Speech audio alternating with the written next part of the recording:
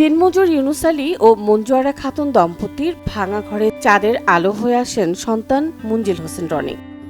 স্বামীর আয়ে দুজনের সংসার চলতে হিমশিম খেত, তাই বাড়তি খরচের যোগান দিতে বাড়িতে হাঁস মুরগি গরু ছাগল পালন করা শুরু করেন মঞ্জু আরা।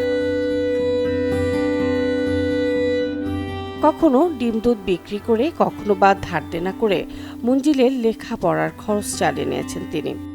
নিজে শিক্ষার আলো পাননি, কিন্তু ছেলেকে পৌঁছে দিয়েছেন তার লক্ষ্যে। মায়ের কষ্ট আর নিজের পরিশ্রমে মঞ্জিল হোসেন রনি এখন বিসিএস ক্যাডার হয়ে সরকারি চাকরি করছেন।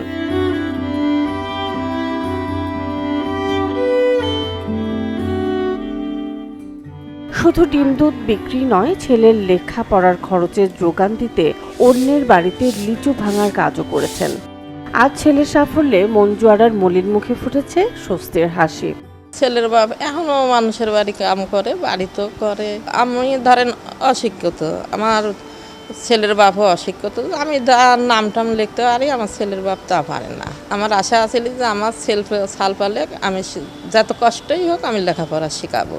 দুধ মুধ বেচেছি, এই বেচি কষ্ট করি আমার ছেলেকে আমি লেখাপড়া শিখাইছি। হেরকেল ধরা বাতি ধরা পড়েছে, আমার ছেলে পড়েছে, আমি বারান্দায় শুয়ে থাকছি।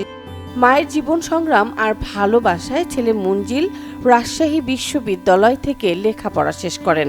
তারপর ৪১তম বিসিএসে উত্তীর্ণ হয়ে এবছরই পরিসংখ্যান ক্যাডারে যোগ দিয়েছেন তিনি।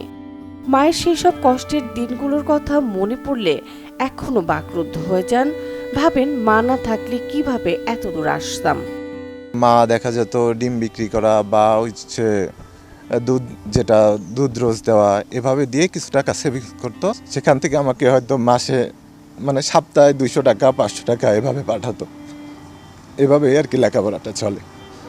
অনেক কষ্ট হয়েছে সেই সময়। ওই সময় আসলে একটা জিনিসই চিন্তা করতাম যে আসলে এই অবস্থার একদিন পরিবর্তন করব আমি। অবস্থাটা আমার মা যে কষ্টটা করতেছে সেটা যেন আমি তাকে আমি প্রতিষ্ঠিত হয়ে যেন তাকে আর কষ্ট না করতে হয়। যখন লেখাপড়া শেষ করলাম তখন বিভিন্ন জন বোঝানো শুরু করলো বাবা মাকেও যে টাকা ছাড়া চাকরি হয় না। তখন আমি মনে মনে চেষ্টা করতাম যে আমি দেখিয়ে দেবো যে গ্রামের মানুষকে ভুল ভাঙিয়ে দেবো যে টাকা ছাড়াও চাকরি হয়।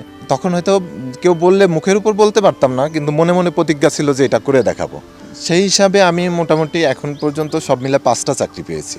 প্রথম চাকরি ছিল সরকারি প্রাথমিক বিদ্যালয়, দ্বিতীয় চাকরি জনতা ব্যাংক, তৃতীয়টা হচ্ছে বাংলাদেশ কৃষি ব্যাংক, চতুর্থটা হচ্ছে রূপালী ব্যাংক এবং সর্বশেষ আমি ৪১তম বিসিএস ক্যাডার হিসাবে সুপারিশপ্রাপ্ত হয়েছি, পরিসংখ্যান ক্যাডার, পরিসংখ্যান কর্মকর্তা। খুব কাছ থেকে মঞ্জু আরা খাতুনের জীবন সংগ্রাম দেখেছেন প্রতিবেশীরা। জানান এমন মায়ের সংগ্রাম বিফল হতে পারে না। ভালোই কষ্ট করছে মা, মেলা কষ্ট করছে।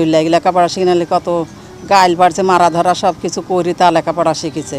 বাপ মা যত না করলো না তারা পারল না লেখাপড়া। মা মেলা কষ্ট করছে। লেগে হাঁস মুরগি পালিছে, ছাগল পালিছে, গরু পালিছে। নাগরিক সমাজের প্রতিনিধিরা বলছেন সন্তানকে মানুষের মতো মানুষ করতে মায়ের কোনো বিকল্প নেই। একজন মাই পারেন সন্তানকে তার লক্ষ্যে পৌঁছে দিতে। আজকে যে গল্পের কথা আমরা শুনছি এবং শোনাচ্ছি, আসলে একজন মাই পারে তার সন্তানকে সঠিকভাবে সঠিক রাস্তায় তুলে দেওয়ার জন্য। এই আমাদের আজকের যে রত্নগর্ভা মা, এই মায়েদের আসলে সারা বাংলাদেশের প্রতিটি ঘরে ঘরেই জন্ম নেওয়া দরকার। একজন রত্নগর্ভা মা তার সংগ্রামী জীবন আমাদের সমাজের জন্য একটা মাইল।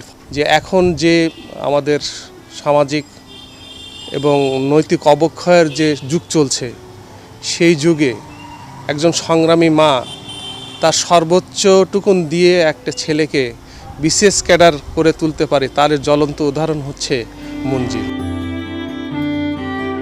মঞ্জু আরা খাতুনের মতো মা জন্ম নিয়ে ঘরে ঘরে, এমনটি প্রত্যাশা সবার। Desk report, channel 24।